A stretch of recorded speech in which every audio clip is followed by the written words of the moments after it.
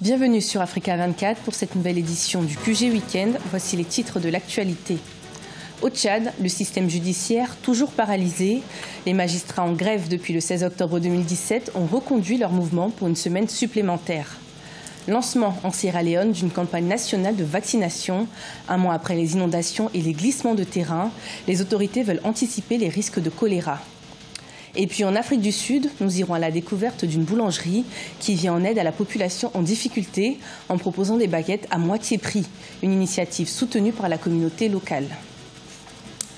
Une session extraordinaire de la conférence des chefs d'État de la communauté économique et monétaire de l'Afrique centrale se tiendra le 31 octobre 2017 à N'Djamena au Tchad, sur convocation du président de la République du Tchad, Idriss Déby Itno, qui est également le président en exercice de la CEMAC. Plusieurs thématiques seront évoquées, parmi elles la nomination des nouveaux dirigeants de certaines institutions de la communauté ou encore la question de son financement.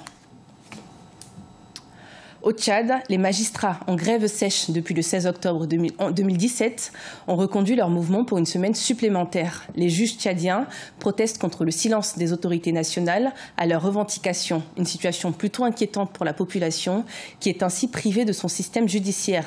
Reportage de Mahamat Ramadan, notre correspondant au Tchad, commenté par Idlet Mirabel Bissou. Au Tchad, les magistrats ont reconduit leur grève pour une semaine à partir du lundi 23 octobre 2017 pour protester contre le silence du gouvernement sur leurs revendications sociales. La décision est prise à l'unanimité à l'issue d'une assemblée générale organisée ce vendredi 20 octobre au palais de la justice de N'Djamena. Pour les syndicats des magistrats, la réticence des autorités à entamer des négociations avec le corps judiciaire explique la mauvaise foi du gouvernement à trouver des solutions à leurs revendications. L'Assemblée générale ayant constaté qu'aucune des revendications n'a jusque-là été satisfaite, qu'aucune autorité instruite n'a fait un geste allant dans le sens de satisfaire à une quelconque revendication et qu'aucun appel n'a été lancé envers le corps en vue de discuter de quoi que ce soit, a décidé d'observer une nouvelle fois une semaine d'arrêt de travail, une semaine de grève sèche. Ce bras de fer entre le gouvernement et les magistrats a eu comme conséquence directe des détentions continuelles des prisonniers qui attendent leur procès en détention provisoire depuis des jours. Le gouvernement, quant à lui, se dit conscient de la situation sociale des magistrats, mais il n'a toujours pas donné une suite aux revendications de ces derniers. Oui, je verrai avec les hautes autorités de l'État de plaider le sort du corps de la magistrature. On ne peut pas demander à quelqu'un de lutter contre une montagne avec un petit bâton. Qu'il lui faut un minimum pour préserver sa dignité et son honneur et de prononcer les décisions au nom du peuple tchadien. Il lui faut un minimum. Ça, c'est mon travail à moi en tant que garde des Sceaux.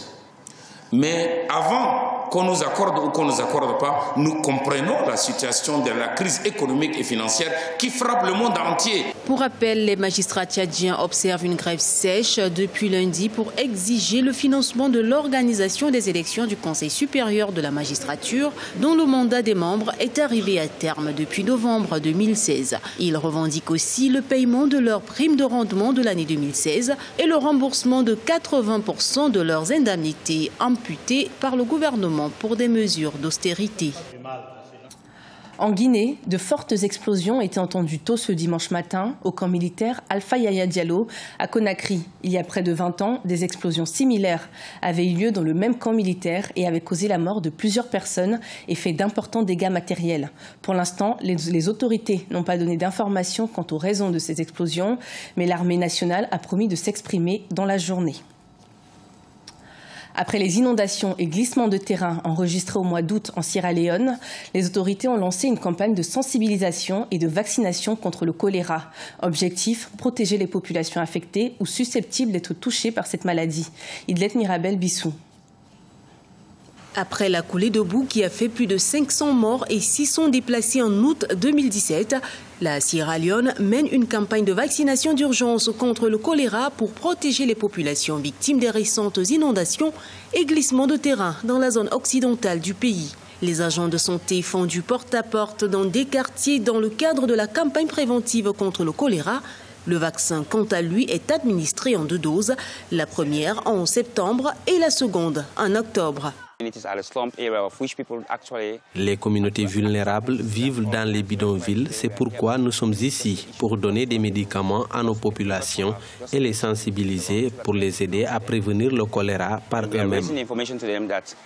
Comme le vaccin contre le choléra ne protège pas à 100%, les campagnes de sensibilisation demandent aux populations de se laver les mains, de faire bouillir l'eau avant consommation et de faire cuire les aliments de manière hygiénique.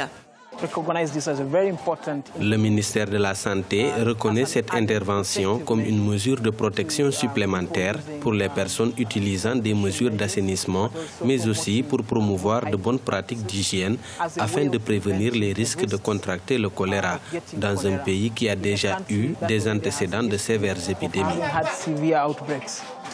La pire épidémie de choléra enregistrée en Sierra Leone en 2012 a tué près de 400 personnes et en a infecté plus de 25 000 autres.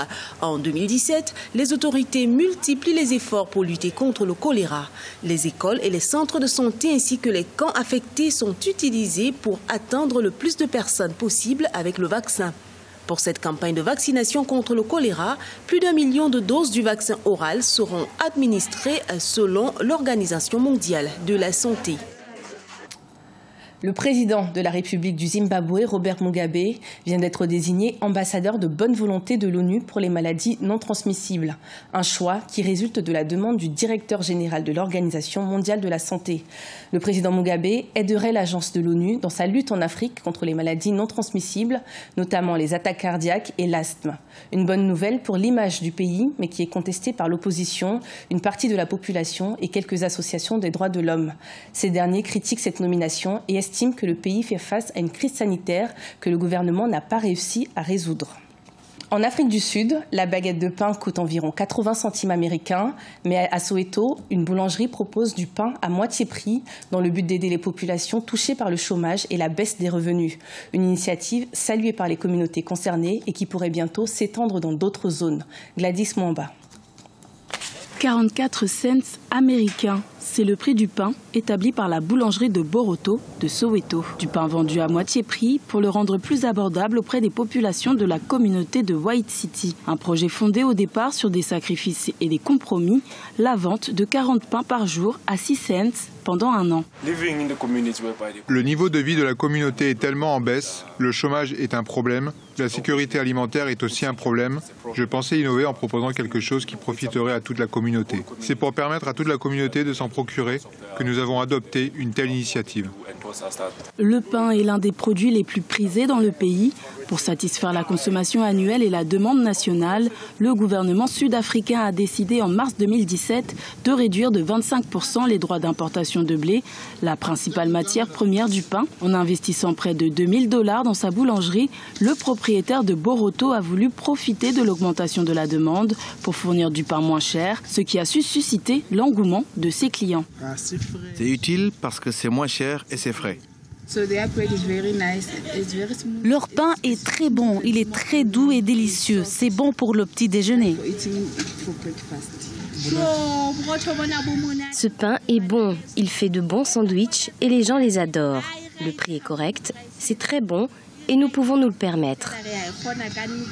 Avec une équipe composée de 4 employés, la boulangerie Boroto produit actuellement près de 600 pains par jour. Le propriétaire livre son pain et œuvre pour la croissance de son entreprise.